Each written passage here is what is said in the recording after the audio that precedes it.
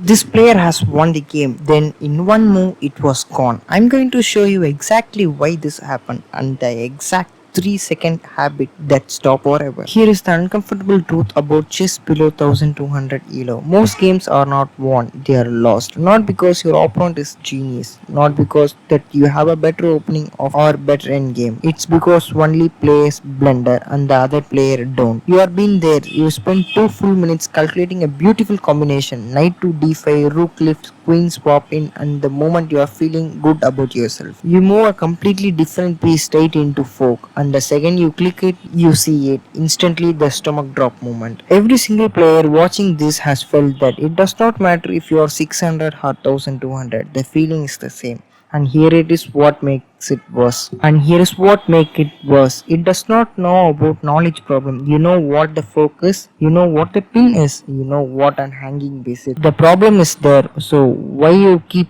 happening it? Stick with me through the video because by the 5 minute mark I'm going to show you 3 real game positions where one single question completely changed the outcome, and by the end you will have a process you can use in the very next game today. The answer to why this happened is actually fascinating, and it has everything to do with and how your brain works under pressure. But first, let me give you to fix the blunder check pass. The habit is called the blunder check pass, and it takes 3 seconds before you click your move. Every single move, not just and complicated ones. You just ask one question to yourself: if I play this, what can my opponent do? That's it. The entire technique. Now I know you just went through your head. I already do that. You don't. Not consistently, not on every move. Not on the move where you just pushed a pawn and you queen become undefended. Because if you did it consistently, you won't be blundering your queen for free.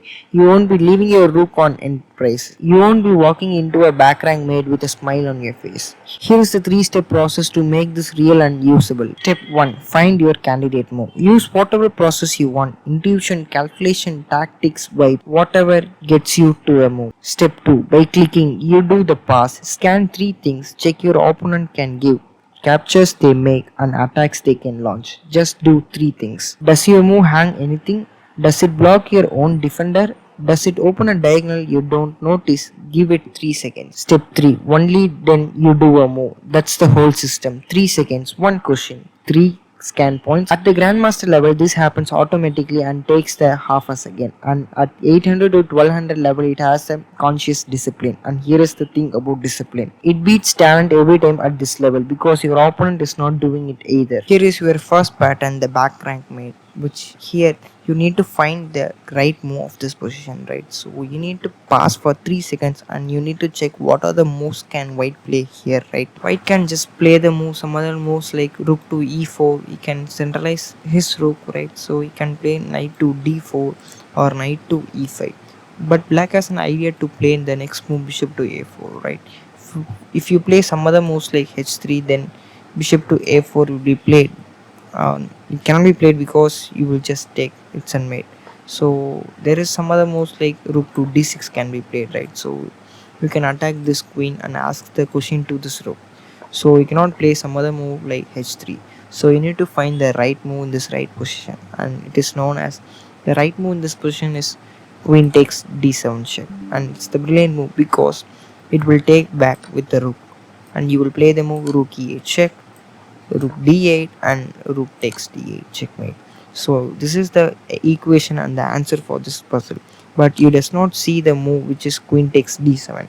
Here is the reason why you does not know what to play here, right? You find the candidate moves like knight e5, knight to d4, but you need to think on, you need to calculate the tactics behind this position. So you need that 3 seconds break. Here is the second pattern you are seeing this, and this is known as the fork. At this position you can find some other moves like knight to f7, right? So you can just take this rook on f7 and it will be played with queen takes e3, and you can play the move knight to e5 back. You cannot give the check directly queen h8 because it's completely lost. Why? Because king takes f7 will be played. So if you take with this queen, then this king will play to e8 and it's completely lost for black because, sorry, for white, because he does not have any piece for this extra knight. So the knight takes f7 is not the great move. Here's another move which is a brilliant move. Can you find it? Yeah, it's queen h8. If you take this queen, it's the only move you need to take, and knight takes f7, king g7, and knight g5, which is a completely winning position for this white because he has an extra knight and this is a passer pawn. So it's completely winning for white. So you need to think and you need to calculate the candidate move and give a 3-second pass to calculate the moves. And it does not mean you cannot, if you cannot find a move, it does not mean you do not know what the position requires. So learn the position. What if you cannot find the move, don't be nervous, you just keep your calm and just calculate the moves. Let's see the pattern number 3. In this position, white to move. If you see this position, there are so many complications, right? If you can take this on g6 pawn and it will be taken back, you can take with this and rook will be taken and you will lost the rook, right? So king will be taken. So it's simply nothing for white, right? So you have so many calculations, right? You can just take this pawn also. There are so many tactics behind it. So if you take this, then I will take this, and bishop takes, so there is nothing for white. So there are so many calculations here, but if you see and give a 3-second pass to yourself and think, you can calculate the move, which is the hanging piece on e5, right? If you are calm and see this position, you can just take this piece on e5. It's a simple move, but we does not see here, right? So we see some other complex moves like sacrifices, but we does not see this simple move. So give you a 3-second pass and you will be able to attain the move you wanted. So this 3-second rule will help you to improve your 1000 elo points in this game. Follow this rule and you can attain 1000 elo points in your next game. Here is your one assignment for today. Play 5 games.